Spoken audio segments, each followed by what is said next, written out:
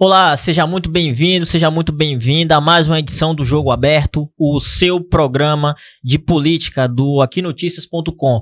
Hoje a gente está recebendo aqui em nosso estúdio o deputado estadual, o médico Dr. Bruno Rezende, que vai debater com a gente a respeito da saúde no estado do Espírito Santo, mas também a respeito de outros assuntos relacionados ao nosso estado. Aqui a gente tem aí o desenvolvimento econômico, que ele também faz parte dessa frente, e não só do sul do estado, mas norte, sul, leste, oeste do Espírito Santo. Para bater esse papo com a gente aqui, eu tenho ao meu lado o jornalista Diógenes Ribeiro. Seja muito bem-vindo, Diógenes. Obrigado, Flávio, aos amigos aí da audiência do aquinoticias.com e também ao Dr. Bruno aqui. Muito obrigado pela presença.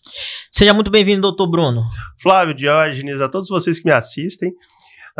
Um prazer estar aqui com vocês, falando sobre política, falando sobre saúde, falando sobre desenvolvimento econômico, as mais variadas áreas que são importantes, não apenas para a nossa Cachoeira de Itapimirim, mas para cada cantinho do nosso Espírito Santo, mostrar um pouco do meu trabalho, ouvir as críticas, as ponderações, porque aqui vai ser jogo aberto, meu amigo Flávio. Exatamente, o jogo aberto. E falando em jogo aberto, Diógenes, a gente sabe que o deputado, ele, assim que foi eleito, participou ali de uma concorrência interna e foi eleito presidente da Comissão de Saúde.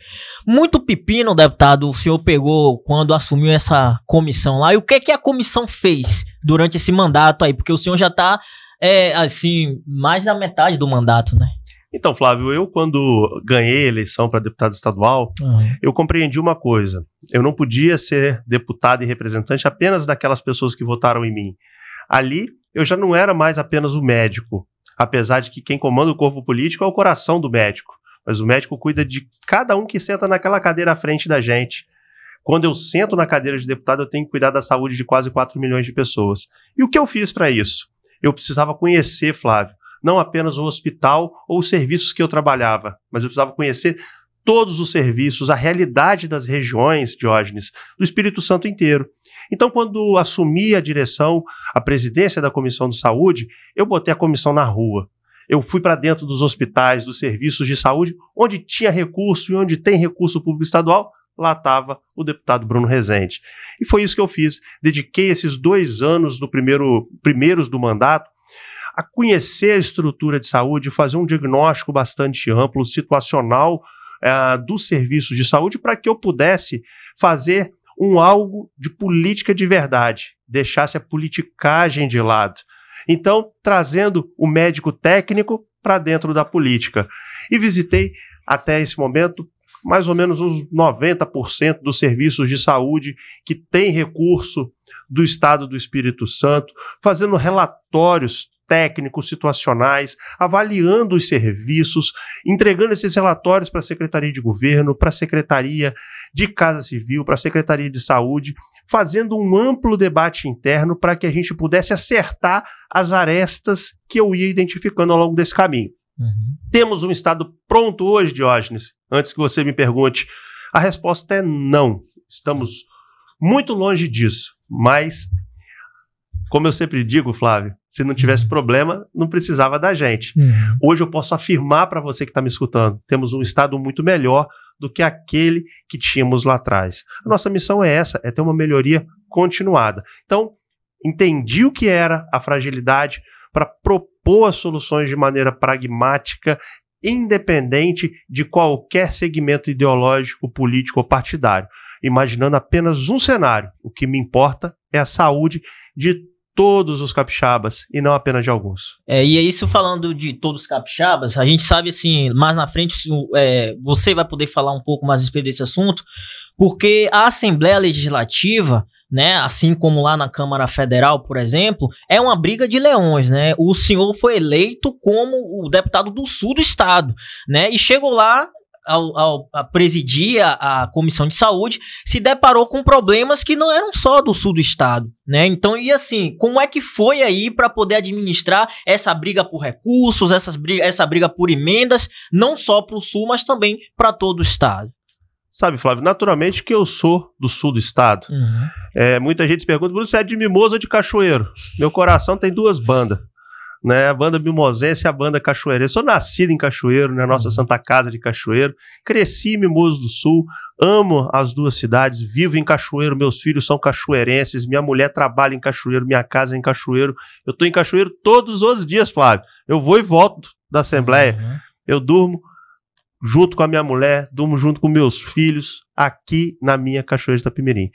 Mas veja bem, eu tenho um mote: saúde e dignidade. A dignidade não pode ter fronteira, Flávio. Nós temos que transformar Cachoeiro e o sul do estado em referência.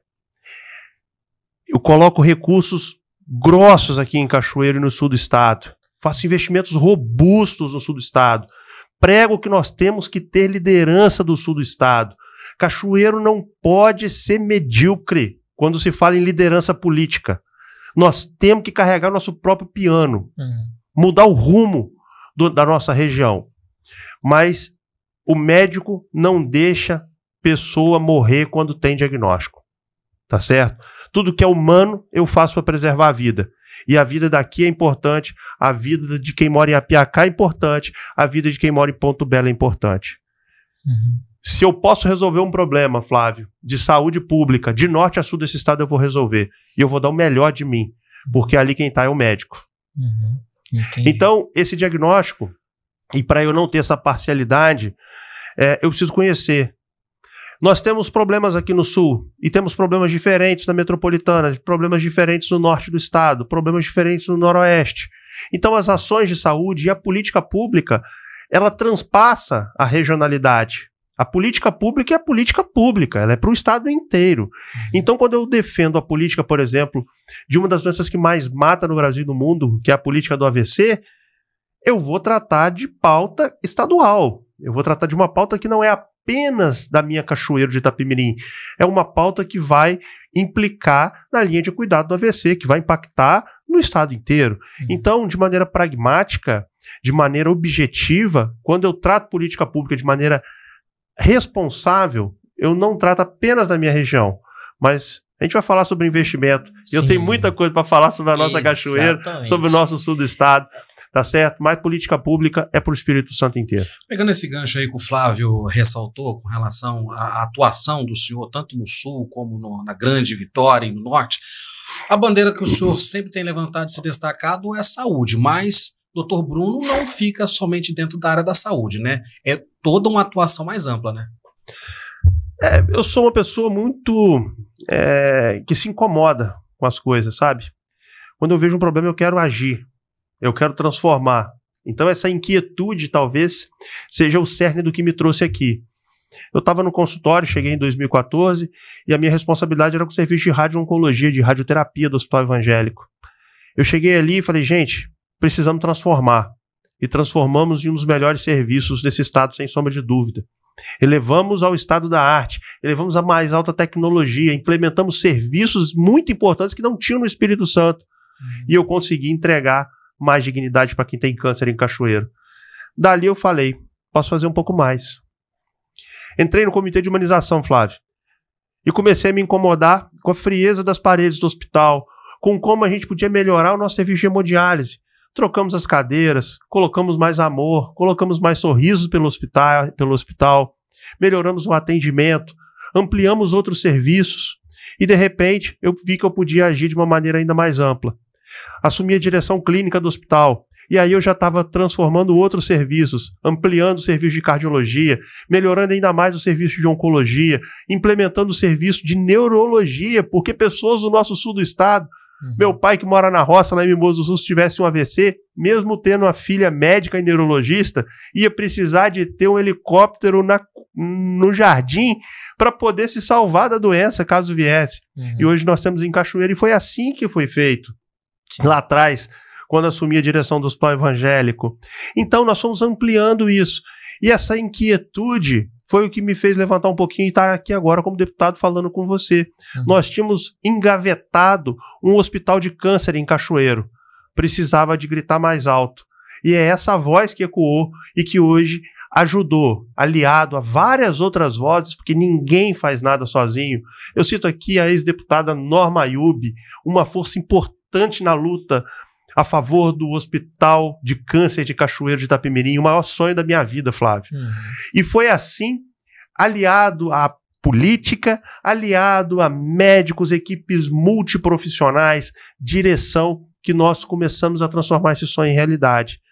E é assim que nós identificamos, a partir do mandato, problemas que eu não conhecia. Eu entrei ali, não conhecia de maneira ampla todo o Espírito Santo, mas arregacei a manga e fui trabalhar. Porque eu posso ter muito defeito, Flávio, mas preguiçoso eu não sou. Tá certo? Eu sou um homem trabalhador, um homem digno. Sim.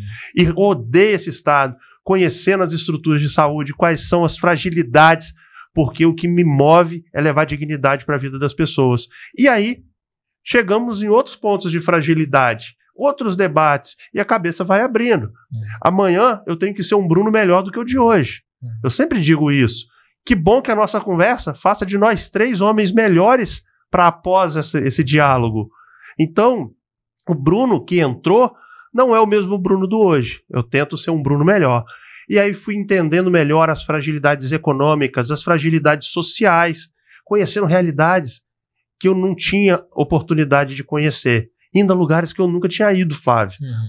E quando você identifica o problema, você tem que se incomodar. E hoje o meu trabalho está na agricultura, está no social, está no desenvolvimento econômico, tenho várias frentes de trabalho nessas áreas, mas lógico, o cerne é a saúde. É a saúde. Falando em saúde, Diógenes, aí eu vou entrar num assunto polêmico aqui. O senhor é de Mimoso do Sul, né? E aí a gente está acompanhando Mimoso do Sul há muito tempo, né? E assim, a gente sabe que teve as enchentes lá, houve até uma certa má condução no processo e tal.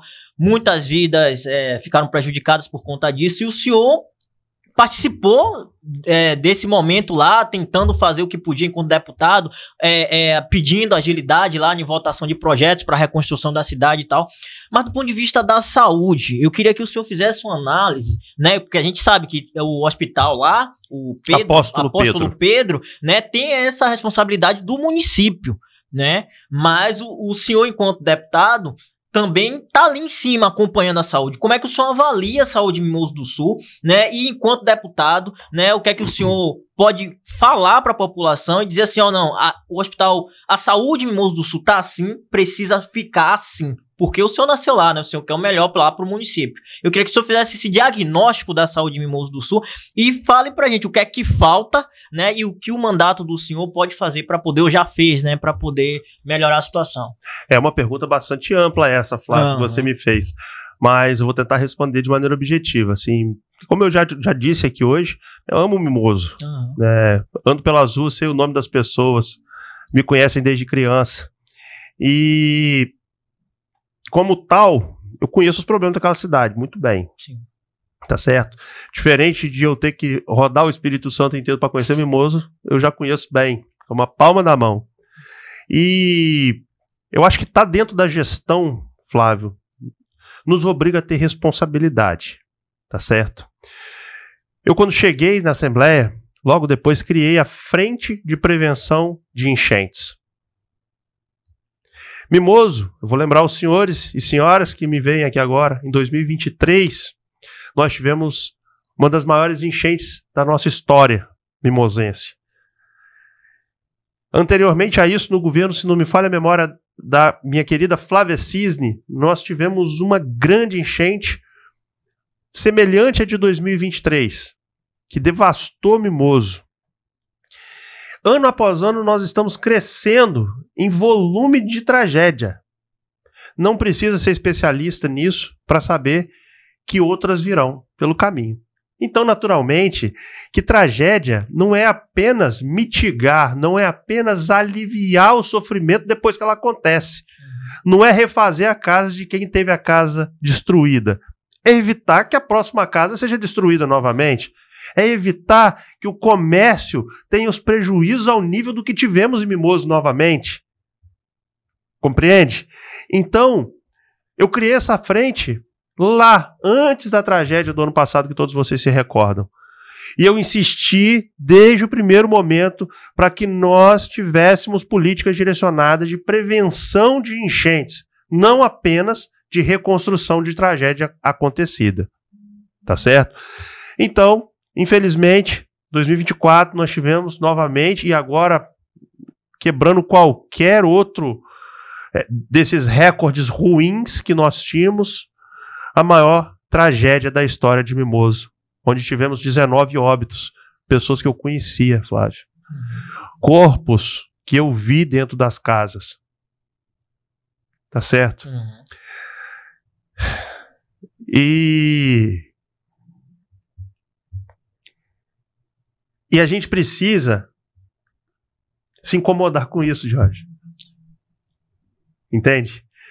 Então, aliado ao governo Renato Casagrande, nosso governador que foi acordado pouco depois das 4h pouca da manhã por mim, que estava aqui na minha casa em Cachoeiro dormindo e fui acordado pelos gritos de socorro de Mimoso. Entrei no carro sozinho e fui parar lá de peito aberto e cheguei lá por volta, que passa, né, doutor? Por volta de 5 horas da manhã, a cidade alagada, e esse telefone aqui, ó, tocando, com pessoas dizendo que estavam afogando. Nossa. Gritos de desespero. Várias ligações 5 horas da manhã. E eu me sentindo de mãos e pernas amarrados. Liguei para o governador. Ele prontamente fez uma equipe e atendeu o Mimoso em tudo que foi necessário, possível de ser feito. E agora nós tivemos investimentos robustos em Mimoso, na reconstrução de Mimoso. Eu mesmo trabalhei arduamente. Para você ter ideia, olha só que coisa. Nessa angústia de saber que o inevitável estaria por vir, eu tinha conseguido um recurso com o governo, depois de trabalhar muito, de dragagem do nosso rio. Um recurso de 3 milhões de reais, que na licitação foi ganha a licitação, se não me falha a memória, por algo em torno de 1,5 milhão, um pouco mais do que isso. E essa dragagem estava terminando. Quando veio a tragédia, acabou com tudo, assoreou tudo de novo. Então eu já estava preocupado e prevendo aquilo. E quando passei de barco em cima das nossas casas, fiz um vídeo para o governador e disse, olha, nós temos que nos incomodar muito mais do que a gente já estava. A gente tem que sofrer junto com essas pessoas, a gente tem que chorar junto com essas pessoas, e quem me acompanhou sabe que eu chorei. Eu me atolei no barro, eu movimentei todas as forças que eu tinha, eu vi a minha família chorando, meus amigos chorando, e nós fizemos investimentos robustos e ainda estamos fazendo. Mimoso tem muita coisa para ser feita ainda, estamos dragando novamente o rio, estamos com um plano das barragens, o projeto está sendo feito pelo DER, de barragens, rio acima, serão feitas a princípio 2 barragens para conter essa água no momento da tragédia, das águas aumentando. Vamos mudar um pequeno fluxo do rio no final de Mimoso, tá certo? Da cidade de Mimoso. Vamos fazer um grande projeto habitacional, tirando as pessoas daquela beira-rio que perderam as suas casas e colocando em áreas fora de alagamento. Então, muitas frentes de ação aconteceram e estão acontecendo em Mimoso. Linhas de crédito para o nosso comércio se restabelecer, e apesar de muitos terem perdido as suas vidas, muitas lojas fechadas, muitos mimosenses perdidos as suas casas, nós estamos nos levantando e vamos sair dessa cada vez mais fortes. E eu agradeço aqui a todos vocês, governo, pessoas, anônimos, todos vocês que direcionaram recursos ou orações e bons pensamentos a Mimoso, e não apenas a Mimoso, mas a todos os municípios que sofreram com as chuvas, para que todos eles pudessem se reestabelecer. E aqui fica o meu apelo a todos os políticos. Sim. Não é hora de disputa quando se fala disso, é hora de dar as mãos e salvar vidas, porque a prevenção de tragédias ambientais tem que estar na mesa e a responsabilidade ambiental tem que andar junto. Inclusive lá, Jorge, só para a gente não sair desse assunto, porque a gente está aí perto de uma COP, né, COP 30, vamos falar de mudanças climáticas, de prevenção de tragédias, que o senhor já tinha projetos, né, lá atrás para Mimoso, e no plano federal isso é muito mais complexo, né? Existe um grande debate lá também, né? A gente vê lá que tem uma frente parlamentar para cuidar disso, né? Então, assim, no âmbito federal federal isso também já vem sendo discutido, não é isso, deputado? Sem sombra de dúvida, né? A gente, como disse, isso não é uma peculiaridade de Mimoso, não é uma peculiaridade do Espírito Santo e tampouco do Brasil. Nós estamos falando de um fenômeno global, né? Que passa pela alteração da temperatura climática e passa, inclusive, por degelo. Então, os nossos mares estão se transformando, a temperatura do mundo já não é mais a mesma, e a gente tem que se preocupar com poluição, com todos os fatores ambientais, para que a gente possa preservar não a nossa vida ou o nosso tempo, mas as futuras gerações, Flávio. Se a gente não cuidar do mundo de hoje, as futuras gerações irão ser comprometidas. Então, naturalmente, que essa é uma pauta mundial, não é uma pauta local, essa é uma pauta mundial, e nós temos que tratar isso com responsabilidade.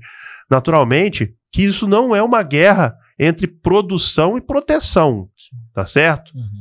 A gente não tem que meter o pau no agro ou na indústria para poder salvar o meio ambiente. A gente tem que compreender que eles precisam coexistir de maneira harmoniosa. O nosso agro é imprescindível para o nosso Brasil e, como eu sempre costumo brincar, o coração que bate é da saúde, mas na veia corre o agro. Então, a gente precisa proteger o nosso agro, mas proteger a nossa natureza. Doutor, enquanto o senhor estava falando, deputado, o senhor mostrou visivelmente para a gente que o senhor estava emocionado de recordar esse momento trágico de Mimoso do Sul e do estado do Espírito Santo. A gente vê essa sensibilidade nas suas palavras. Como médico e como deputado atuante, o senhor também tem uma família, né? Para quem está nos assistindo agora, a nossa audiência, como que é conciliar? Eu até lhe perguntei isso em off. Como que é conciliar toda essa correria, família, hospital, pautas, a sua vivência e presença lá junto dos munícipes, lá no norte do estado, no extremo sul do estado? Olha, Diógenes, eu acho que essa talvez seja a pergunta mais difícil que vocês fizeram até aqui. De verdade, eu acho que a maior batalha, não pública, sabe, Flávio?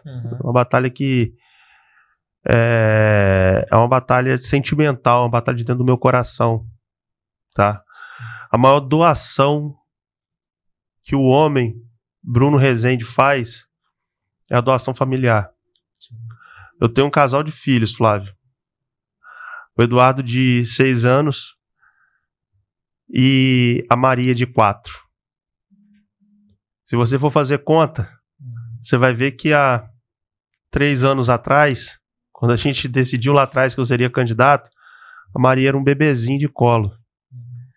E eu não tenho orgulho disso, mas infelizmente os meus filhos não têm o pai tão presente quanto ele gostaria.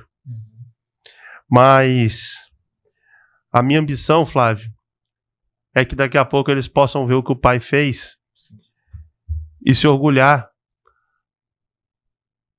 do pai deles estar ajudando a salvar vidas nesse Espírito Santo. Se orgulhar do pai deles ter se doado em prol de pacientes com câncer, não só da nossa Cachoeiro, mas de cada canto desse estado. Do pai deles ter feito parte da construção do Hospital do Câncer, do pai deles ter ajudado a salvar vidas com AVC, com infarto, do pai deles ter oportunizado pessoas e famílias a sair da extrema pobreza e terem dignidade de sustentar os seus lares. Sim. Eu tento ser o melhor pai que eu posso, Flávio. Eu costumo dizer também que meus filhos são a maior riqueza que eu tenho na minha vida, junto com a Rafa, né, que é a mulher da minha vida. E você sabe que ela é pior do que eu, ela é mais incomodada que eu. Ela tava, né, lá em Anchieta, né, fazendo entrega também.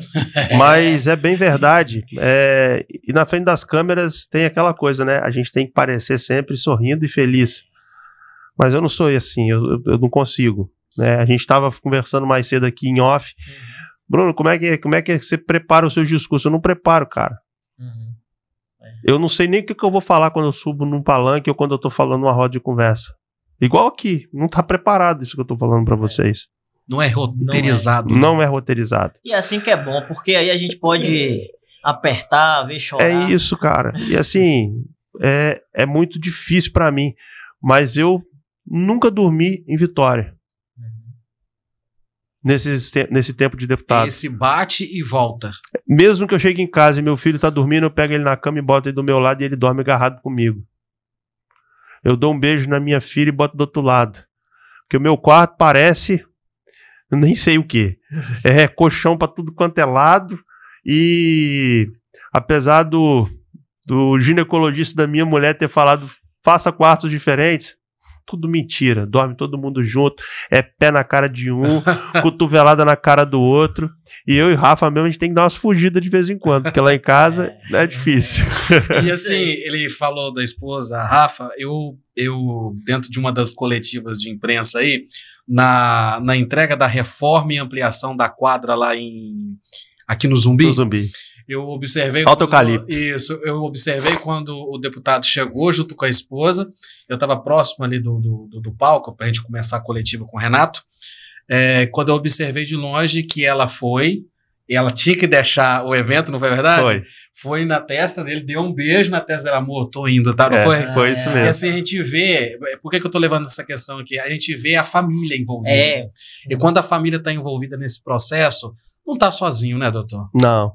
A minha família é meu ponto, né? A minha família é meu ponto seguro. E assim, eu não seria o homem que eu sou se eu não tivesse a Rafa do meu lado. A minha mulher é uma mulher incrível. Incrível. A minha mulher é uma mulher fantástica. Ela faz parte da equipe, ela lidera a equipe junto comigo, ela é meu braço direito e esquerdo, perna direita, perna esquerda. Quando não tá legal, quando a gente... Porque toda a família tem problemas. Todos os irmãos um dia têm algum problema. Quando a gente tem alguma discussão em casa, o meu dia não é o mesmo. Sabe? Eu fico sofrendo o dia todo com aquilo até ficar bem de novo. A gente tem um combinado, a gente não pode dormir mal. A gente tem que resolver. Então, eu tenho um orgulho muito grande da minha esposa e ela não é sombra. Ela não é sombra, ela tem luz própria. Entende? E eu tenho muito orgulho disso. Os desafios que ela tem, eu tô do lado dela. E os desafios que eu tenho, eu sei que eu posso contar com uma companheira. Não é só uma mulher, é uma companheira. Com certeza, né? Inclusive, teve na semana, acho que foi a semana passada, a entrega lá em Anchieta. O senhor não pôde estar presente, a entrega do pronto-socorro infantil. Isso aí, do meu amigo Renato Lorenzini. Exatamente, aqui no Sul. E aí, quem tava lá representando o doutor Bruno? Rafa Donadelli, né? Um abraço, Rafa. E assim, doutor, a gente tá falando de família. O senhor é um defensor da vida, não é Sem isso? dúvida. E aí, querendo ou não, mas lá na frente a gente vai... As pessoas vão entender porque eu tô levantando esse assunto um pouco mais nacional, um pouco mais que diz respeito não só a Cachoeiro, mas todo o país. Vocês vão entender mais lá na frente. Mas assim, eu queria... Pois olha lá. Família. Olha lá, família. O senhor é um defensor da família. E um assunto que vira e mexe, doutor, e que é muito polêmico, aí eu vou fazer duas perguntas em uma, né? O que é que o senhor acha a respeito do tema aborto, né? E assim, o senhor é um defensor do SUS? Por quê? Primeiro que eu sou contra o aborto. Eu acho que o aborto é abominável. Eu sou contra o aborto. Né? Acho que nós temos legislação hoje que rege essa política e eu acho que tem que ser assim. Tá certo? Com relação ao SUS, eu sou um defensor irrestrito do SUS. O SUS está associado à dignidade. O SUS é da oferta para todas as pessoas. Você precisar de um serviço, Flávio, e não ter, é indigno. Imagina você ter um câncer e não poder batalhar contra esse bandido. Imagina o que é você precisar de uma consulta, de uma cirurgia e não ter. Nós temos um sistema imperfeito, muito imperfeito, com muitos problemas. Mas o SUS é uma política imprescindível de dignidade no Brasil. Ok. E, doutor, aí a gente tá falando a respeito de assuntos nacionais. Já eu vou voltar aqui pro local e a gente vai falar de política estadual, inclusive eleições 2026. Exatamente. Meus dedos estão coçando. Só um momentinho, porque eu preciso fazer essa sabatina com ele.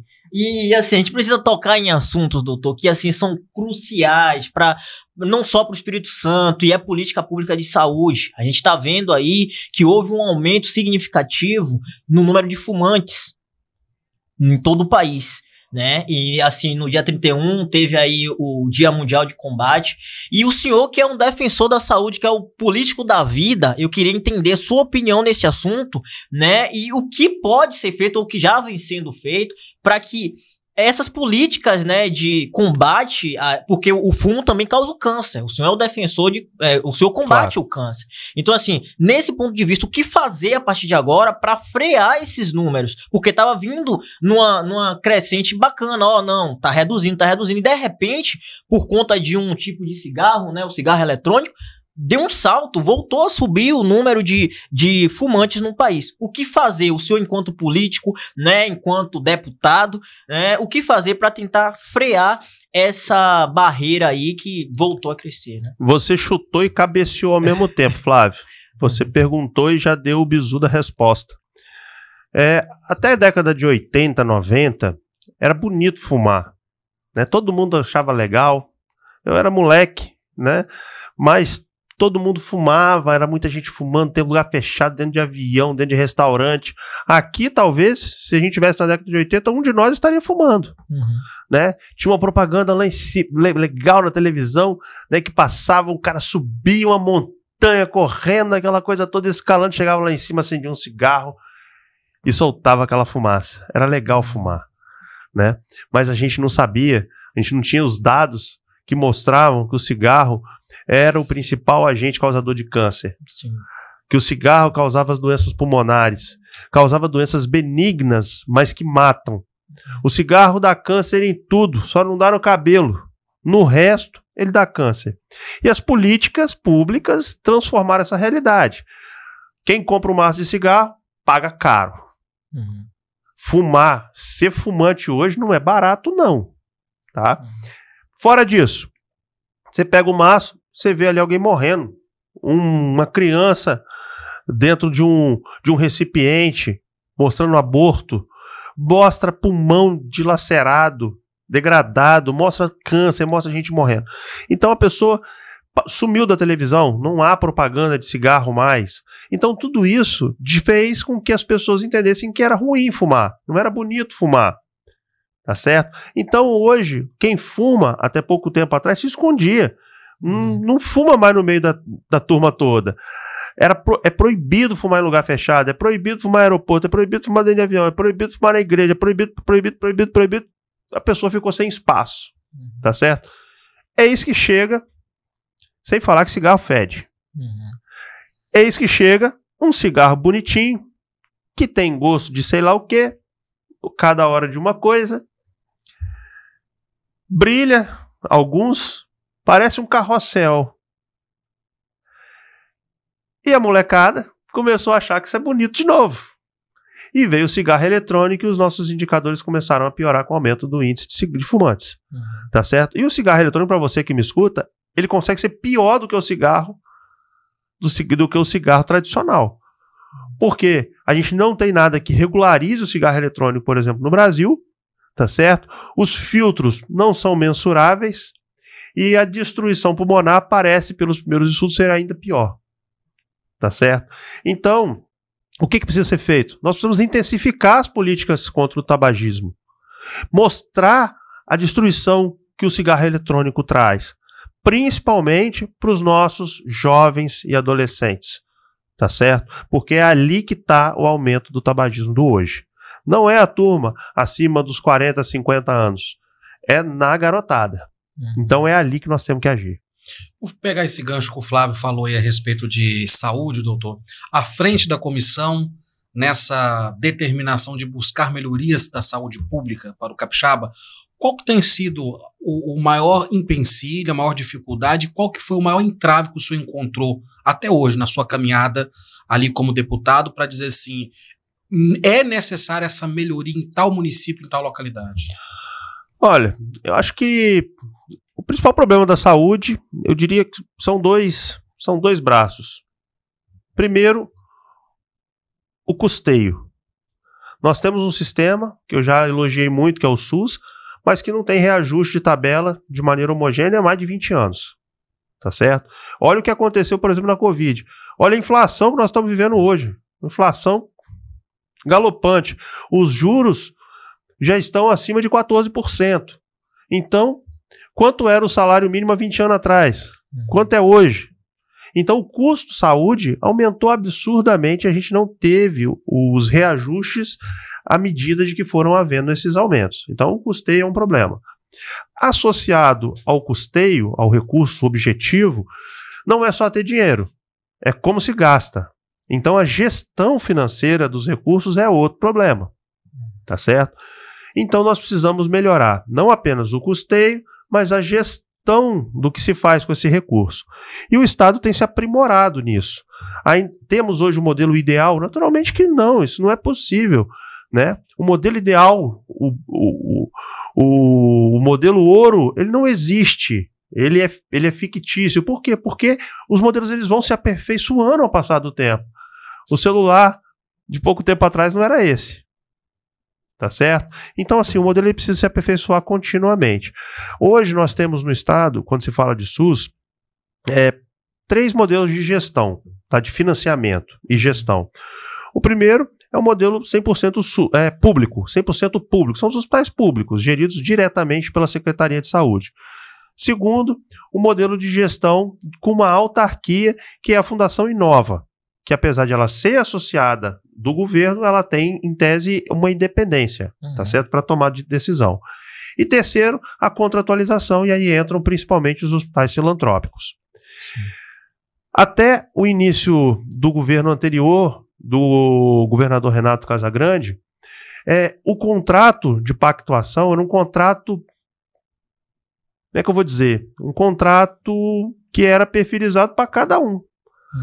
Um parto no Espírito Santo podia custar X, Y, Z, W, dependendo do hospital. Com a mesma complexidade, não se tinha explicação nenhuma para isso. Era cheio de penduricalho, sabe? Dependendo da influência que cada um tinha no governo, pagava-se mais ou pagava-se menos. Então ali nós tínhamos uma disputa, inclusive política, né? Tem aquele velho ditado: aos amigos, tudo. Aos inimigos, a força da lei. Tá certo? Basicamente é isso. Renato Casagrande veio e acabou com isso. Se um leito dentro de um nível de complexidade custa X aqui, ele tem que custar o mesmo X aqui. E nós temos que, inclusive, ter parâmetros de gestão. E aí, os indicadores de gestão entram na saúde. Num primeiro momento, junto aos filantrópicos, que é um modelo que eu gosto muito, tá certo? Hoje, para eu receber a tabela do Estado, eu preciso mostrar que eu sou eficiente, tá certo? Então nós temos medidores de eficiência nos hospitais. Nós temos acreditação, que é um modelo internacional que valida essa eficiência dentro dos hospitais de qualidade, que a gente chama de ONA, tá certo? Então os hospitais estão sendo acreditados, estão em processo de melhoria para que a gente possa entregar maior eficiência. Na rede pública, no sistema 100% público, nós estamos muito atrás disso. Tá certo? Nem começamos ainda a implementar de maneira homogênea o sistema de aperfeiçoamento que mede essa eficiência e tampouco acreditação. Essa é uma crítica que eu tenho, tá certo?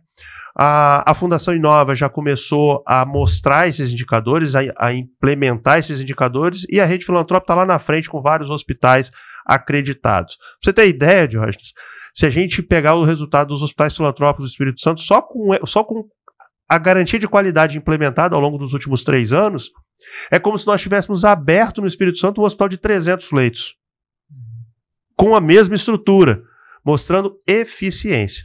Então é isso, eu acho que a gente tem que aperfeiçoar o modelo de gestão e trabalhar que o custeio seja melhorado também, e o Estado já faz isso com a tabela SUS Capixaba e com o novo modelo de pactuação. Entendi. Diógenes, sim, diga, Fábio. É coisa rápida, é porque a nossa audiência, a gente está com pouco tempo agora, é certo isso, né? Falando de saúde, e aproveitar que o senhor está aqui, o senhor tem ali a caneta para poder intermediar. A questão das especialidades. né? A gente sabe aí que está sendo implementado a telemedicina, e aí eu quero saber se o senhor acredita na telemedicina do ponto de vista de eficácia nesse sentido, e o que fazer, porque às vezes as pessoas vão lá procurar um médico, um cardiologista, e demora muito tempo para poder marcar, e o senhor sabe que um infarto não espera, né? Um AVC não espera. E aí, assim, do ponto de vista das especialidades médicas, para marcação de exames e tal, o que fazer, né, para poder reduzir essa fila de espera, né? E se o senhor acredita na eficácia da telemedicina nesse sentido? Primeiro que eu defendo assim muito a telemedicina, tá? A telemedicina começou com o governo Renato Casagrande, com o ex-secretário Miguel Duarte, tá certo? E ela está sendo agora implementada nos municípios de uma maneira mais ampla, tá certo? Ela já está cobrindo todas as cidades aqui do sul do estado e no curto prazo nós vamos implementar nos 78 municípios, tá certo? Já temos, hoje devemos ter aproximadamente 70 ou um pouco mais do que isso já. Nas próximas semanas certamente cobriremos todo o Espírito Santo. Então a telemedicina, ela tem várias vantagens. Uma das vantagens, capilarizar a assistência especializada. Ou seja, levar a assistência para perto de você que me escuta aqui agora. Você que mora lá no interior, na cidade pequenininha lá no interior, você pode ter um neuropediatra, você pode ter um psiquiatra, você pode ter um especialista que não existe na sua cidade. Esse especialista ele pode estar lá nos Estados Unidos, ele pode estar no Canadá, ele pode estar em outro lado do mundo, literalmente, atendendo a você. Então, um especialista que é muito raro, a gente pode ter na nossa cidade. A telemedicina proporciona isso, tá certo? E, além disso, como eu estou dizendo, essa capilaridade, ou seja, fazer com que chegue perto das pessoas. Então, sou um defensor da telemedicina, um serviço que está sendo ampliado, está indo muito bem no estado. Acho que a gente tem que melhorar ainda mais o acesso, aumentar mais a quantitativo de consultas, de número de especialistas, tá certo? Para que a gente possa elevar isso para um próximo nível. Por exemplo, dentro da política de AVC, que eu ajudo a implementar hoje no estado, eu quero a telemedicina, num sistema que a gente chama de telestroke. É para tratar o AVC em qualquer serviço que tenha uma tomografia e um médico. Ele vai ser orientado pelo especialista, que pode estar no Hospital Central ou pode estar em outro lugar do mundo, tá certo? Então, a gente vai levar uma assistência para uma doença que é tempo dependente, ou seja, em poucos minutos ou horas muda tudo, a vida desse paciente. Ele não tem tempo de sair de um lugar e ir para o outro, pode ser tratado ali pertinho da casa dele. Bom, Flávio já disse aí que o nosso Lombardi já deu a deixa aí, que nós estamos com o tempo já quase estourando aí. A gente não pode deixar de falar, doutor, de política. Afinal de contas, o senhor está ali num cargo de grande visibilidade e tem feito uma grande atuação no estado do Espírito Santo. Mas ano que vem já estamos marchando aí para as prévias das eleições de 2026. Como é que o senhor está vendo esse contexto aí, Ricardo, como aquele pressuposto já, né, no cargo aí que poderá, né, assumir aí natural, o palácio, sucessor natural do Casagrande. Mas temos outros nomes também que estão correndo aí. Do outro lado, né, nós temos aí Pasolini, mas também temos até supostos aliados, né, atuais aliados aí, como Arnaldinho, Euclério, Sérgio Vidigal, que está aí, são nomes que também estão da Vitória na fileira, para que, quem sabe, se Ricardo não se viabilizar ali, poderá ser uma carta na manga de Renato. Como é que o senhor está vendo o cenário para 2026? Eu acho que você narrou muito bem as possibilidades que o Estado tem hoje. A política muda muito, então não sei se novas opções vão acontecer até o ano que vem, tá certo? Mas a minha torcida toda é para que nós tenhamos um cachoeirense, né, liderando o Palácio Anchieta, e para que esse cachoeirense possa fazer um grande trabalho a nível de estado e cuidar muito bem da nossa Cachoeira Itapemirim e do nosso Capixaba, tá certo? Então a minha torcida é pelo Ricardo Ferraço. Gostaria de dizer isso aqui de maneira muito tranquila, tá certo? Tenho rodado com o Ricardo, discutido política com o Ricardo. Ricardo já foi vereador, Ricardo foi deputado estadual, foi presidente da Assembleia, foi deputado federal, foi senador, foi vice-governador 2 mandatos, conhece os 78 municípios, é de Cachoeiro, tá certo? Tem tudo para poder liderar esse movimento, até porque é vice-governador hoje, e como eu disse hoje mesmo para o nosso governador Renato Casagrande, eu considero que nós temos a sorte de ter um estado com 2 governadores. Enquanto o Renato está no norte, Ricardo está no sul, enquanto um está aqui, o outro está lá, e E eles vão liderando esse processo juntos. Então a roda que está rodando em alto nível não vai parar de rodar, não vai precisar ter um gargalo, um gap, né, um espaço de tempo para que alguém conheça de novo tudo de novo. A gente já vai poder sair de investimento e ir para investimento. Hoje, para mim, nós já temos o melhor estado do país, tá certo? Mas o que eu quero agora não é ter o melhor estado do país. Eu quero ter o melhor Espírito Santo de todos os tempos.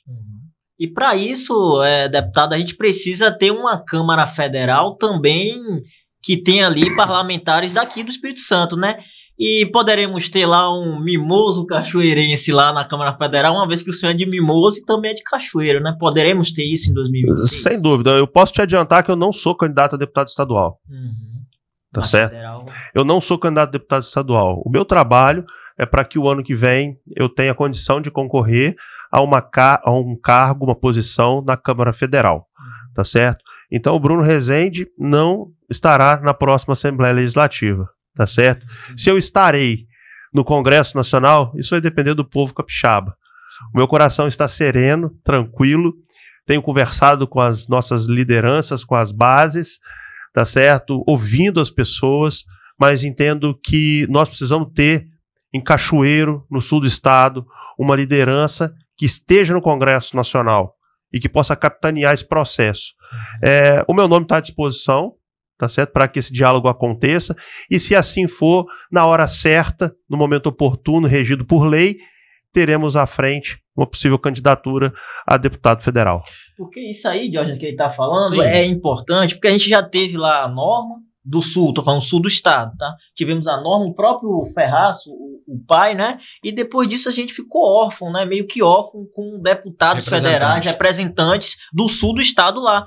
E para quem acompanha a política, é de extrema importância ter um representante regional lá, até por conta das emendas, né? Muita gente não sabe, mas as emendas do senhor enquanto deputado estadual que estão fortalecendo a saúde aqui da Santa Casa de Cachoeiro. Aí imagina aí um deputado federal, né? As emendas vêm para o estado, então é para toda a região, mas também para todo o estado, né? Então isso aí desperta esse contexto histórico de que a gente precisa ter um deputado federal do sul lá. Exatamente. Eu acho que é a oportunidade que o sul do estado do Espírito Santo tem para voltar como protagonista. Temos hoje um deputado, né, que assumiu a cadeira de um dos municípios mais importantes do sul do estado, que é o Ferraz, aqui em Cachoeiro de Itapemirim, e nada melhor de que ter esses protagonistas. Também temos representantes legítimos da região para defender a bandeira, e nada melhor do que aqueles que já viveram e conhecem a realidade da região, né, doutor? Agora, não posso deixar de perguntar também a respeito de União Brasil. Recentemente vocês divulgaram uma foto aí que a imprensa do estado do Espírito Santo deu uma repercussão. Ali estava quem, Flávio? Doutor Bruno, Felipe Rigoni, Marcelo Santos e da Vitória. Eu gostaria que o senhor falasse para a gente um pouquinho como que o senhor está vendo esse trabalho dessa federação que vai, inclusive, já está trazendo um protagonismo para vocês que já estão inseridos ali e para aqueles que possivelmente poderão também agregar. Olha, eu acho que a federação ela é uma potência, né, a nível de Brasil. Juntou dois gigantes, né? Uniram-se dois gigantes e a União Progressista hoje é uma federação que tem que ser respeitada, tá certo? Liderada hoje pelo deputado federal Josias da Vitória, que cumpriu um papel importante de diálogo com seus membros. Então colocou à mesa os deputados, o secretário hoje do Meio Ambiente, Felipe Rigoni, Marcelo Santos, presidente da Assembleia, e traçou um diálogo conosco, né? Então, ele cumpre o papel de liderar esse processo, entende? E da Vitória é o líder da bancada federal hoje, um homem que tem uma experiência muito grande, que conhece o Estado, conhece política, tem as suas diretrizes, e a gente começou esse diálogo, tá certo? É precoce da minha parte dizer que serei candidato na federação ou fora da federação. Naturalmente que eu preciso ter um partido que acalente o meu coração em relação ao meu segmento ideológico também, apesar de que eu acho que ideologia sozinha não bota comida na mesa de ninguém, mas a gente tem que respeitar o pensamento de cada um, e eu me considero um deputado mais à centro-direita, tá certo? Então até aí União Brasil ok, a federação ok. Todavia eu preciso ver como será montada essa chapa, né? Naturalmente que a gente busca um espaço que seja mais confortável para disputar uma eleição e que seja confortável também com os pares, que são muito poucos numa chapa de federal, são 11 candidatos, a gente tem que ter um convívio bacana, um respeito mútuo, porque ninguém se elege sozinho. A chapa, todo mundo é importante, sabe? Então, claro que eu vou trabalhar para eu ser o vitorioso da chapa, mas a gente tem que compreender que aquele grupo também vai representar quem perdeu a eleição. Os vitoriosos vão representar também quem perdeu a eleição. Então a gente tem que ter esse ponto de equilíbrio, compreende? Mas eu respeito muito a todos os candidatos, respeito muito aos deputados que compõem hoje a nossa federação, a federação que eu participo dela. Acho que o da Vitória deu um passo importante de diálogo, tá certo? Junto com o Marcelo, acho que foi muito bacana. O Felipe também da mesma maneira. Então hoje nós estamos conversando, tá certo? Mas também converso com outros partidos, tá certo? Tem uma relação muito boa com o deputado federal Gilson Daniel, tem uma relação muito boa com a bancada federal de uma maneira geral, tá certo? E na hora certa nós vamos definir qual partido eu vou disputar a eleição. O senhor falou aí a respeito de equilíbrio, me fez voltar aqui um pouquinho das últimas eleições nacional, né, que envolveu também a escolha de governador e deputado, foi muito polarizado. Sim. Né, ficou naquele viés de esquerda, direita, Bolsonaro e Lula e tal. Qual que é a visão do senhor para essa? Só acha que terá essa guerrilha mais uma vez? E poderá atrapalhar o cenário? Eu acho que a guerrilha pode acontecer, porque o cenário federal hoje, o cenário nacional, ele é muito instável, né? Você tinha o Bolsonaro como presidente, o Lula, que tinha acabado de sair de um processo muito traumático para essa estrutura política, tinha sido preso, agora o Lula é presidente, o Bolsonaro está sofrendo processos muito preocupantes, né, junto ao Supremo Tribunal. Então, assim, um cenário que ainda não está posto. A gente não sabe exatamente como é que vai estar isso lá para o ano que vem, tá certo? Se nós tivermos candidaturas mais ao centro, eu acho que a polarização perde um pouco de força, tá certo? Se a gente continuar tendo candidaturas nos extremos, essa polarização pode estar mais presente. Aqui no estado, eu acho que é pouco provável que a gente veja o tamanho da polarização como vimos na última eleição. Porque o próprio Ricardo, por exemplo, ele está fora disso. O Ricardo tem um sentimento mais a centro-direita. Eu vejo dessa maneira, sim, tá certo? Renato é mais a centro-esquerda. Então você vê, isso não impediu que eles fizessem uma excelente dupla de gestão, tá certo? Eu não acredito que polarização e grito muda a vida de ninguém, sabe? Um monte de gente gritando, eu sou isso, eu sou aquilo, eu sou aquilo outro. O que me interessa é o que você fez para o estado? O que você fez para sua região, para sua cidade? Qual é a sua produção legislativa? O que você produziu de projetos de leis? O que você debateu dentro do mandato? Eu acho que as pessoas têm que começar a se fazer essa pergunta. Entendeu? O que fulano que só grita na rede social fez para mudar a minha vida, da minha família, diretamente? A minha unidade de saúde está melhor por causa do grito? O meu salário melhorou por causa do grito? Eu tenho mais oportunidade de emprego por causa do grito? Meu filho está numa escola melhor por causa do grito? Não. Então, assim, eu acho que a gente tem que parar com isso e tem que vir a lucidez pro debate. Entende? Eu não tenho medo de discutir nada com ninguém, tema nenhum. Tá certo? Eu sou a favor da família, me posicionei aqui contra o aborto, sou contra a invasão de terra, tá certo? Eu sou a favor da política de parceria com a iniciativa privada, tá certo? Sou a favor de um Estado menor. Eu acho que nós temos que economizar recurso público, otimizar a gestão, potencializar uma gestão mais eficiente, como falei agora dos hospitais. Então você vê, o nosso debate aqui, apesar de eu tentar me traduzir da maneira mais simples possível, tem hora que não tem jeito, tem que ser técnico. Exato. Então eu acabo falando difícil às vezes, porque é técnico. Não tem como falar de especificações da saúde que precisam do técnico de uma maneira coloquial. Então a gente precisa entender o que está acontecendo. Como é que começou meu mandato? Conhecendo o Estado, tá certo? Para depois daí propor melhorias. trabalhar e discutir e implementar. Então eu só acredito numa coisa, só acredito no trabalho. Grito, garganta e like não muda a vida de ninguém. O que muda é trabalho, de entrega. E é isso que eu faço. Eu trabalho muito, estudo muito, converso com as pessoas, escuto todos os lados para ter o melhor Espírito Santo aqui na minha mesa. Da vida, né? Político da vida. Exatamente, exatamente. E assim a gente vai finalizando o nosso jogo aberto, deputado. E eu gostaria de agradecer imensamente a presença do senhor aqui. Obrigado pelo bate-papo, né? Que a gente abre agora para que o senhor faça as considerações finais para falar diretamente com a nossa audiência. Eu quero agradecer primeiro a vocês dois, quero agradecer ao Aqui Notícias. Uma honra estar no jogo aberto, podendo jogar esse jogo com o coração aberto, Diógenes. Isso é que me dá orgulho, poder andar na rua e não me esconder de ninguém, poder olhar no olho do capixaba, independente da cidade que eu esteja, poder andar na minha cachoeira de Itapimirim, poder andar no sul do estado, mas poder ir lá em Vila Valéria, poder ir lá em Ponto Belo, poder estar em Apiacá, poder estar lá em Una, no nosso Caparaó, rodar o nosso estado de ponta a ponta, olhando no olho da população. É isso que o deputado Bruno Rezende faz, porque aqui, meu amigo, aqui tem um médico que carrega o corpo político. E a minha vocação é cuidar, tanto no consultório quanto sentado na minha cadeira na Assembleia Legislativa. E o que você vai ter do Bruno Rezende é sempre o melhor que eu puder ofertar. A minha missão quando saio de casa é ser melhor do que o dia de ontem. E é isso que eu faço todos os dias, com muita humildade, sabe, Flávio? Porque eu vim aqui para transformar realidades. E é isso que eu tento fazer. É isso aí. Parabéns. Obrigado, Diógenes. Estamos à disposição, Flávio. Ok, e obrigado a você que ficou aqui com a gente até agora. Lembrando que se você não é inscrito, inscreva-se no nosso canal. Ative o sininho para receber as nossas notificações. Um abraço e até a próxima.